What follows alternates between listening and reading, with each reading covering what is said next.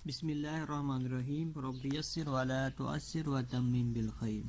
Dear students, आज हम lesson number 18 देखेंगे।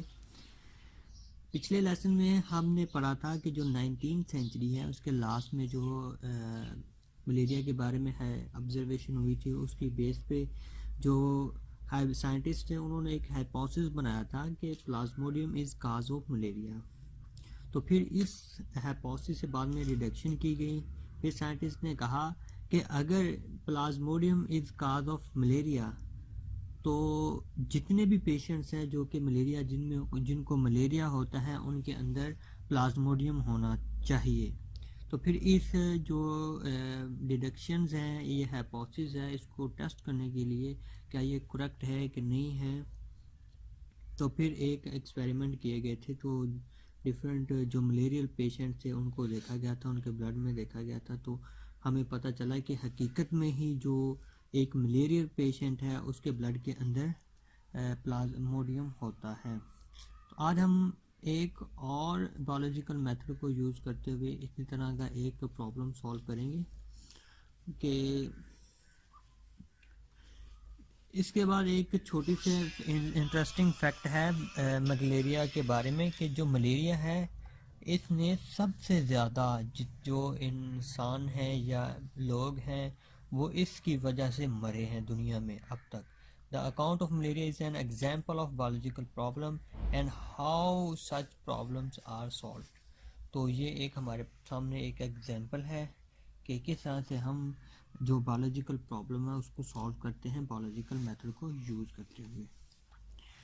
हाउ इसके बाद हमारे पास एक और हाइपोथेसिस आता था कि अगर हकीकत में ही ये प्लाज्मोडियम है, ये मलेरिया की वजह है, तो फिर ये प्लाज्मोडियम एक इंसान के ब्लड में कैसे जाता है। अब इसको चेक करना था।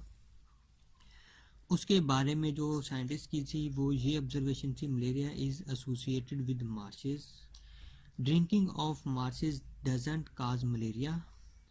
तो ये कुछ ऑब्जर्वेशन थी जो साइंटिस्ट ने की थी। इन ऑब्जर्वेशन थे जो ऑब्जर्वेशन थी, इनमें से ये कंक्लूड किया जा सकता है जो प्लाज्मोडियम है ये मार्शेस वाटर के अंदर नहीं है।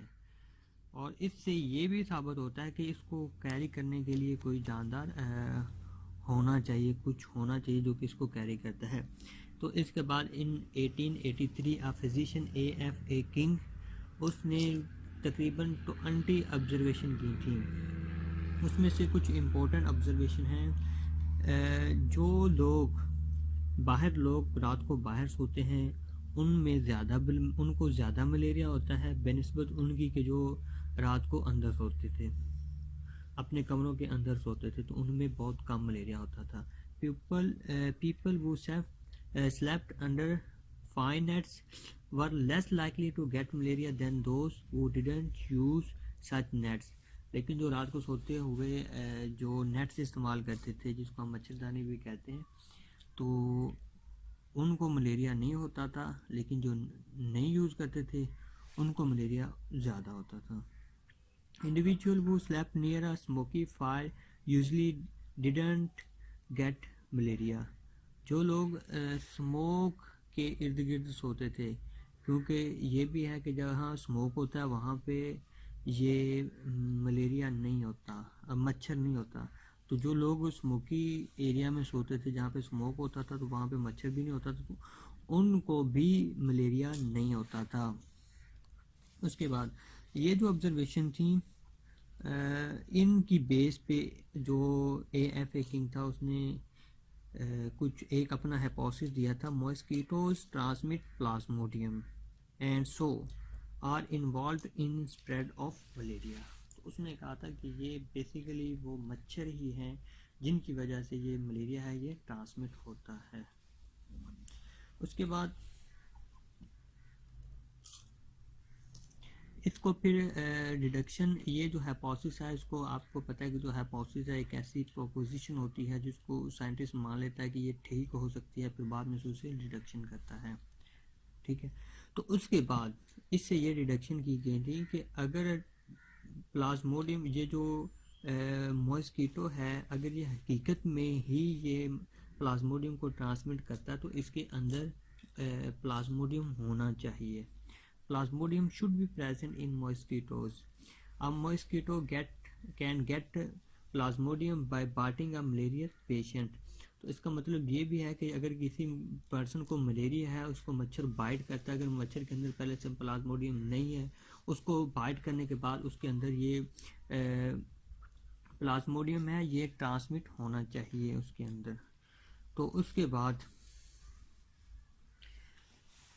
ये था हमारा आज का लेसन, जिसमें हमने पढ़ा है कि जो प्लाज्मोडियम है ये जो प्लाज्मोडियम है ये किस तरह से ट्रांसमिट होता है लोगों के अंदर या मलेरियल पेशेंट्स के अंदर। तो उसके बारे में ऑब्जर्वेशन की गई। ऑब्जर्वेशन के बाद फिर AFA किंग ने अपना हाइपोथेसिस किया, तो उसके बाद डिडक्शन की गई। तो यहाँ से आपने एक इम्पोर्टेंट शॉर्ट क्वेश्चन है जो कि राइट भी करना है और लर्न भी करना है। ये है कि what observation about malaria was made by AFA king. तो इसमें ये 3 ऑब्जर्वेशन हैं, ये इम्पोर्टेंट शॉर्ट क्वेश्चन है, तो इसको आपने राइट करना है और लर्न करना है।